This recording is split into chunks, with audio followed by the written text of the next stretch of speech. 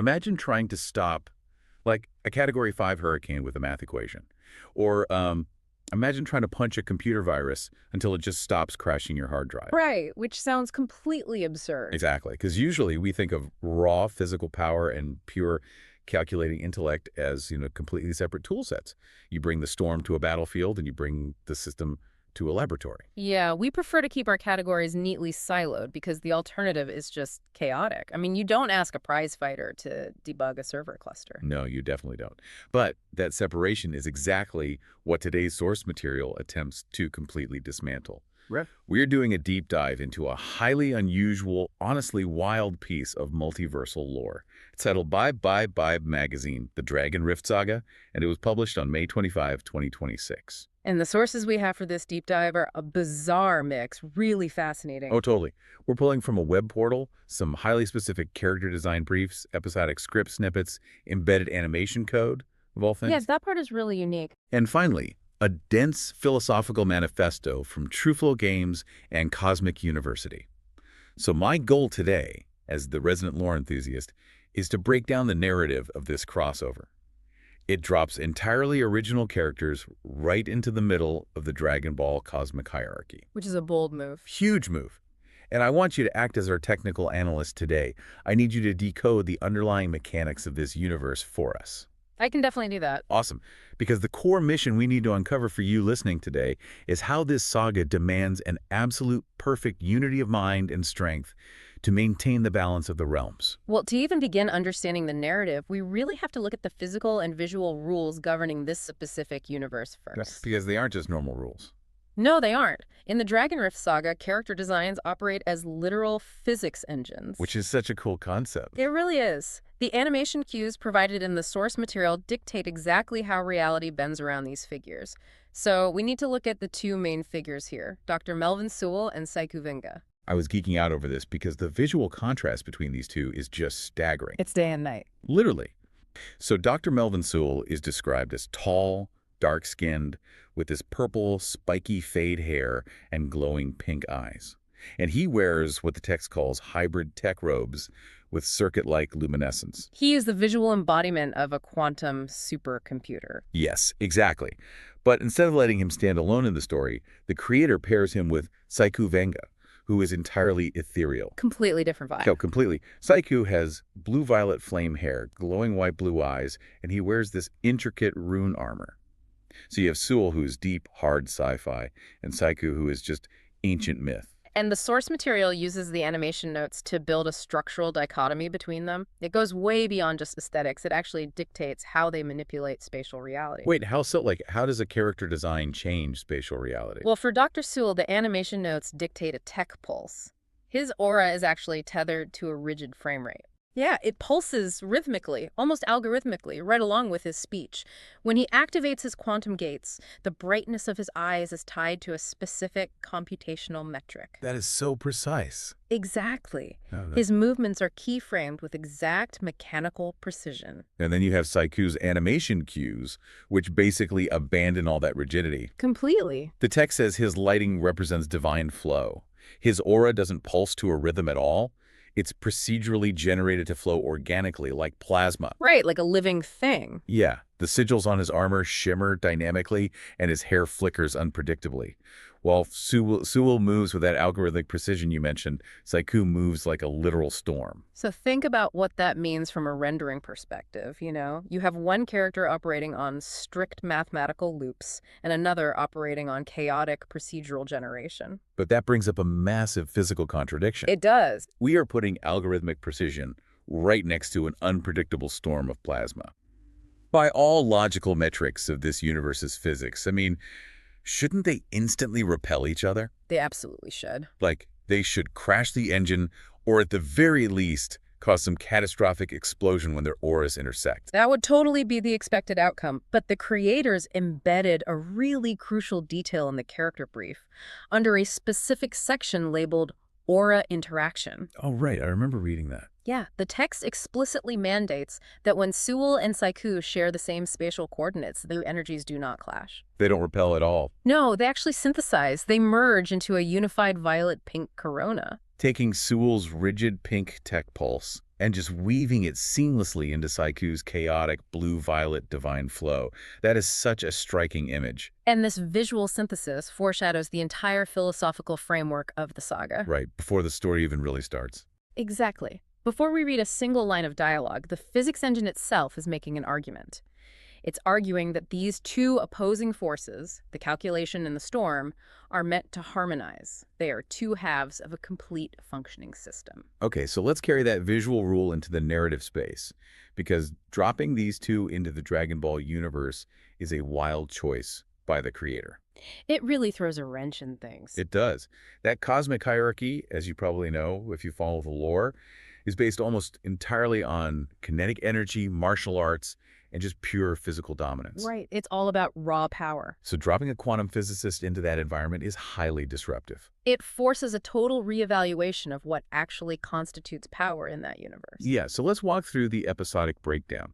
In episode 1, which is called The Scientist's Discovery, we see Dr. Sewell peering into what he calls the infinite lattice of existence. Just casually looking at the multiverse. Right, and he analyzes the Dragon Ball continuum and identifies it as reality level 3-4.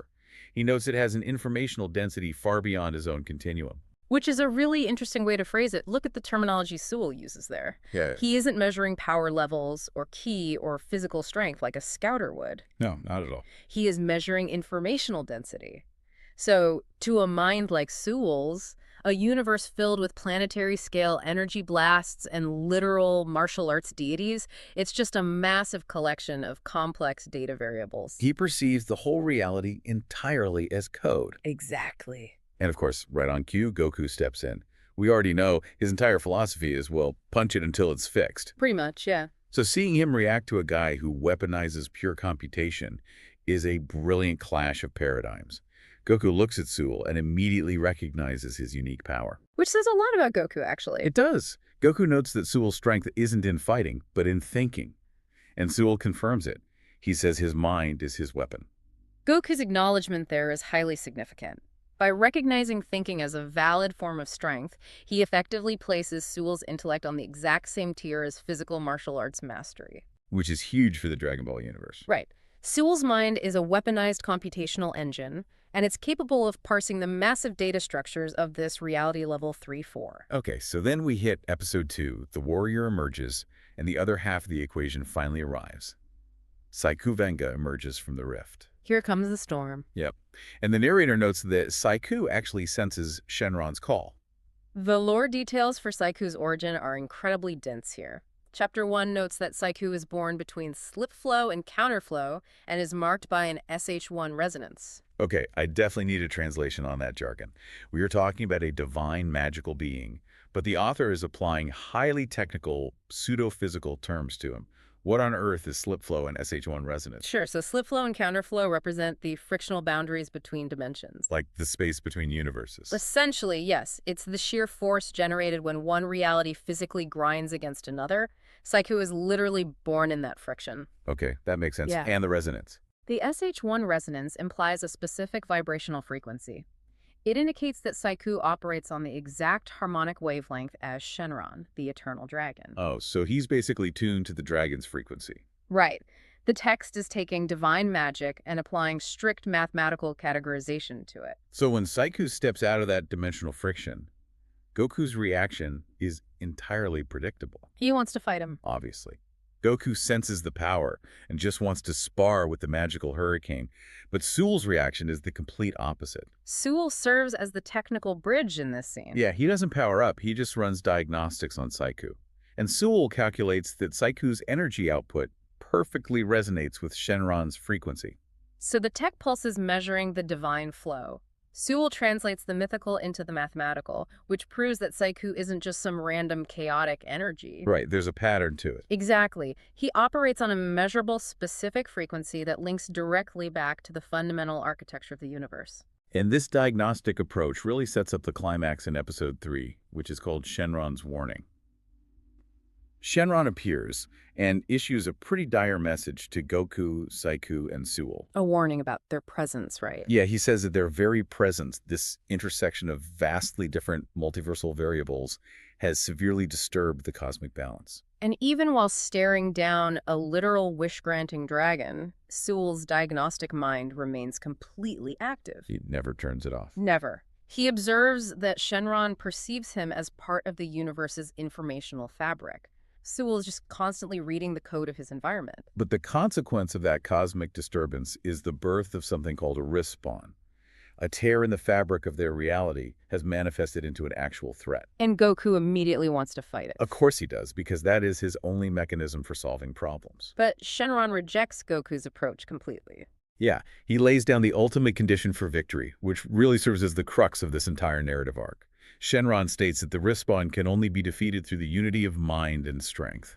Goku provides the physical strength, sure, but his raw kinetic approach is just insufficient to close a dimensional anomaly. He can't punch a hole in reality closed. Right. He is missing the critical variables. Sewell's diagnostic intellect, which is the mind, and Saikou's ethereal resonance, the divine strength, those are required. They are the missing pieces. To defeat the Riftspawn, they have to physically manifest that violet-pink corona from the animation specs we talked about. They must synthesize the algorithm and the storm. You know, if the text just stopped right there, we would have an incredibly rich, philosophically layered anime crossover. It would be a great self-contained story. Absolutely. We have distinct visual rules, clear narrative tension, a climactic threat that requires the synthesis of logic and spirit.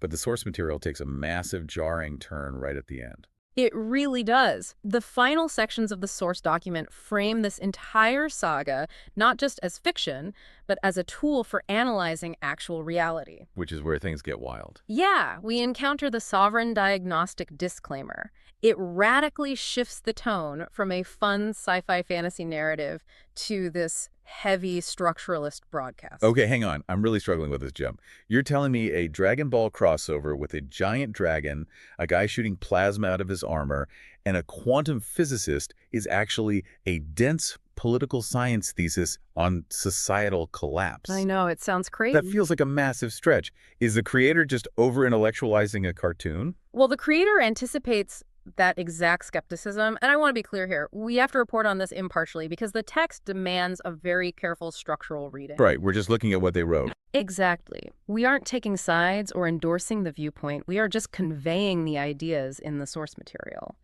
And the disclaimer explicitly states that this work, the narrative, the art, the character design, it is not affiliated with any government, intelligence agency, political party, or activist group. So they are carving out a space completely outside of traditional institutional frameworks. Yes. But if they are deliberately separating themselves from politics and institutions, what is the actual purpose of the text? They define all these materials as mythic infrastructure and a cinematic indictment. Cinematic indictment, wow. The author calls the saga a sovereign broadcast designed to expose specific societal mechanics. And they list 3 key mechanics in particular: ritualized containment, actor convergence, and systemic erosion.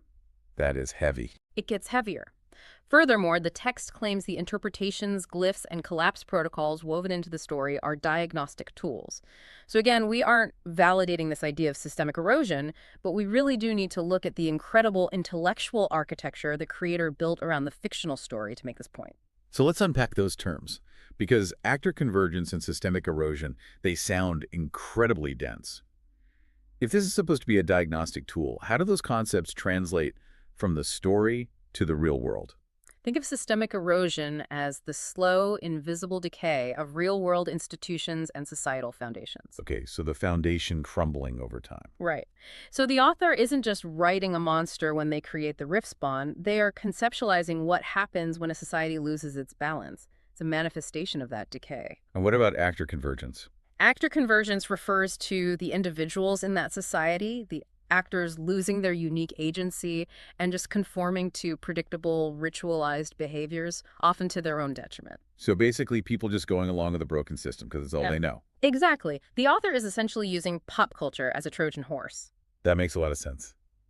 So the Riftspawn from episode 3 isn't just a physical monster Goku needs to punch. The Riftspawn is a literal metaphor for systemic erosion. It is the physical manifestation of imbalance. Wow. If that's true, then Shenron's warning takes on a completely different weight.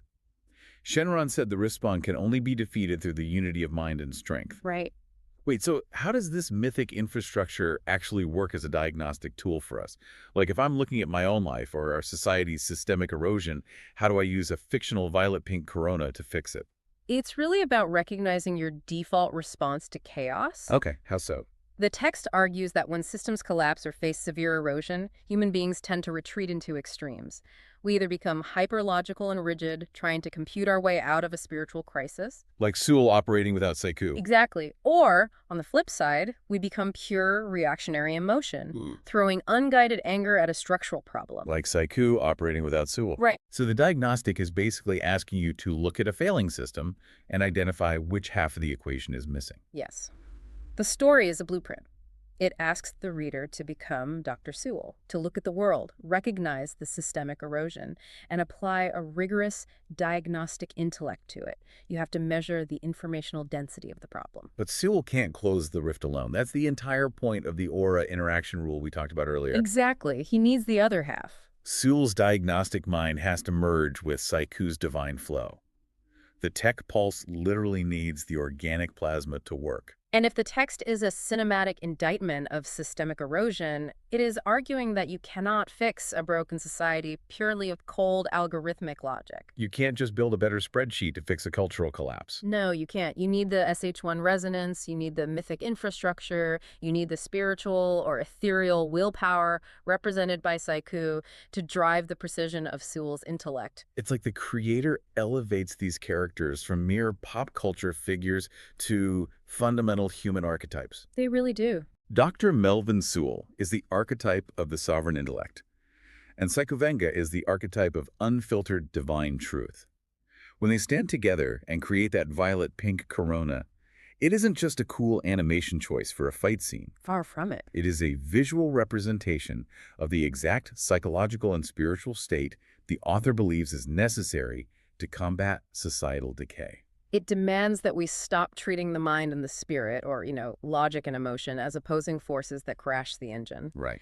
The hurricane and the math equation have to become one unified system to address the Riftspawn. Man, the Dragon Rift Saga goes so far beyond a clash of cool characters throwing energy beams. It really is a meticulously designed ecosystem. It's incredibly well thought out. It's a world where the rhythmic intellectual tech pulse of Dr. Melvin Sewell is fundamentally equal to and completely reliant upon the organic divine flow of Saikou Venga. It's an exercise in harmonizing raw ethereal power with intense diagnostic critical thought. And it leaves us with a highly practical framework, cleverly disguised as multiversal lore. Which brings us to a final thought for you to take away from all this. We live in a modern reality that heavily rewards the tech pulse. Oh, absolutely. We are so conditioned to revere algorithmic thinking, productivity metrics, and endless diagnostics. But in doing so, we often completely starve the divine flow, the human resonance, the intuition, the mythic infrastructure that actually gives our actions meaning. We lose the balance. Exactly. So if you are facing your own personal Riftspawn today, meeting a massive challenge born from a disrupted balance in your life or your community, ask yourself this. Are you trying to stubbornly logic your way through a storm? Or are you throwing unguided emotional energy at a complex structural problem? What would it take for you to stop treating those two sides of yourself as enemies, merge them, and create your own violet-pink corona?